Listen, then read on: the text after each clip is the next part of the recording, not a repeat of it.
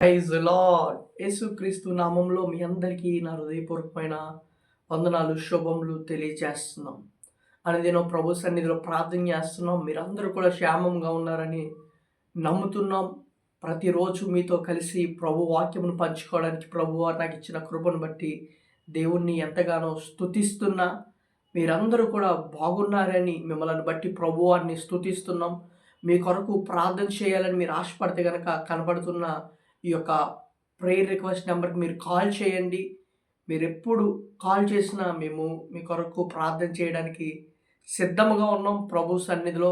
కాబట్టి ఈ విషయాన్ని ప్రతి ఒక్కరూ కూడా గమనించి ఈ సమయంలో ప్రతి ఒక్కరూ కూడా పరిశుద్ధ గ్రంథం తెరిచినట్టయితే మత్తయి సువార్త 8వ అధ్యాయము 1-2 నుండి 3 వచనములను చదువుకోవచ్చు. ఇదిగో కుష్ఠరోగి వచ్చి ఆయనను మొక్కి, ప్రభువా, నీకిష్టమైతే నన్ను శుద్ధినిగా చేయగలవా అనెను. అందుకు ఆయన చేయి చాపి వారిని ముట్టి, నాకిష్టమే, నువ్వు శుద్ధినిగా కమ్ము అని చెప్పాను. తక్షణమే కుష్ఠరోగము శుద్ధి ఆయను. ఆమేన్. Praise Lord. ఒక వ్యక్తి ఒక కుష్ఠరోగంతో బాధపడుతున్నాడు. ఒక ప్రాబ్లంతో ఆ వ్యక్తి బాధపడుతున్నాడు. నిజమే ప్రియ సహోదరుడా, సహోదరి, ఈ వాక్యం వింటున్న మనలో చాలామందికి చాలా ప్రాబ్లమ్స్ ఉంటాయి కదా. కానీ మనందరం చేసే ప్రార్థన ఏమిటి అంటే కనుక, ప్రభువా నాకు ఈ ప్రాబ్లం ఉన్నదయ్యా, ప్రభువా నాకు ఈ ఇబ్బంది ఉన్నదయ్యా, దీని నుండి నన్ను తొలగించయ్యా అని ప్రార్థన చేస్తాం. నిజమే ప్రియ సహోదరుడా, సహోదరి, ఒక్క నిమిషం ఆలోచించు. నువ్వు ప్రార్థన చేస్తున్నావు కదా, నువ్వు ప్రార్థన చేస్తున్నప్పుడు దేని కొరకైతే ప్రార్థన చేస్తున్నావో అది నీ జీవితంలో పంపిన దేవునికి తెలియదా? అది కష్టతరం అయ్యి ఉండొచ్చు. ఆ యొక్క ప్రాబ్లం వల్ల నువ్వు ఇబ్బంది పడి ఉండొచ్చు. ఆ ప్రాబ్లం వల్ల నువ్వు బాధపడుతూ ఉండొచ్చు. ఆ ప్రాబ్లం వల్ల నువ్వు సతమతం అయిపోతూ ఉండొచ్చు. కానీ ఆ ప్రాబ్లంని సాల్వ్ చేసుకోగలిగినది నీవే.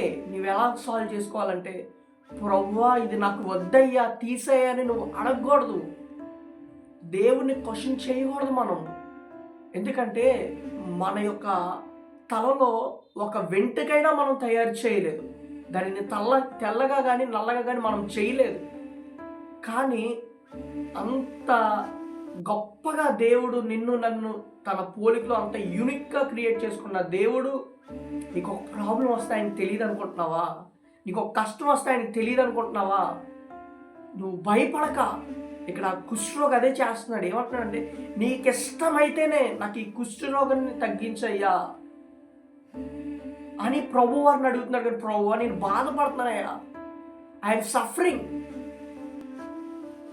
అని తన బాధని ప్రభు వారికి అతడు తెలియచేస్తున్నాడు. కానీ నాకు తీసేయ్యా, వద్దయ్యా అని అతడు అనట్లా, క్వశ్చన్ చేయట్లే అతడు.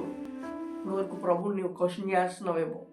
ప్రభుని నువ్వు సన్నిధిలో ఎట్లా ప్రార్థన చేయాలి అంటే, ప్రభువా నీకిష్టమైతేనే అది నాకు ఇవ్వండి అయ్యా, నీకిష్టమైతేనే నాకు ఈ జాబ్ ఇవ్వండి అయ్యా, నీకిష్టమైతేనే నాకు ఈ వ్యక్తితో వివాహం చేయండి అయ్యా, నీకిష్టమైతేనే ఈ వ్యక్తితో నాకు వివాహాన్ని జరిగించండి అయ్యా అని ప్రభు సన్నిధిలో ప్రార్థన చేయాలి.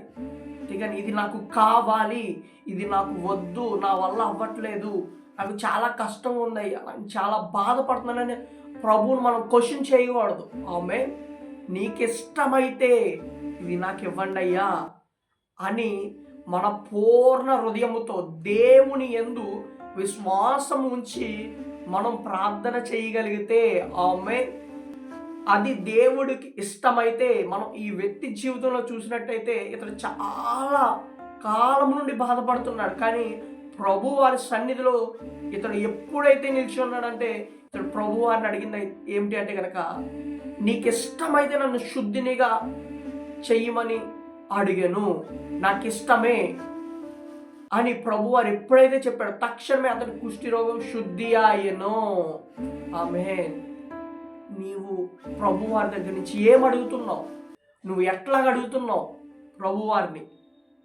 ప్రభువారిని అడుగుతున్నప్పుడు, ప్రభువా ఇది నేను అడుగుతున్నాను, నీ సన్నిధి ఇట్లా ప్రార్థన చేస్తున్నాను, అనుదినం ప్రార్థన చేస్తున్నాను, కానీ రిప్లై వస్తుందా రావట్లేదని ఒక్కసారి ఆలోచించు. రిప్లై రావట్లేదు అంటే కనుక నువ్వు ఎలా ప్రేయర్ చేస్తున్నావు, నువ్వేం ప్రేయర్ చేస్తున్నావు ప్రభు సన్నిధిలో. ఈరోజు మన ప్రార్థన మారాలి.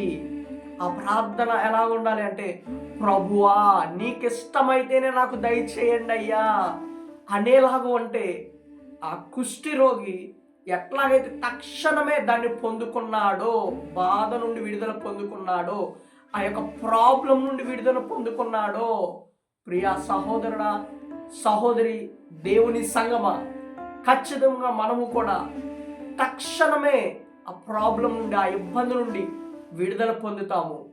ఖచ్చితంగా ఆ కుష్టి రోగి ప్రభు వారి దగ్గర నుంచి అలా పొందుకున్నాడు, మనము కూడా అలా పొందుకోగలుగుతాం. అతనిలో రిసీవ్ చేసుకోవడానికి కలిగిన కారణం ఏంటంటే అతనిలో విశ్వాసం ఉన్నది.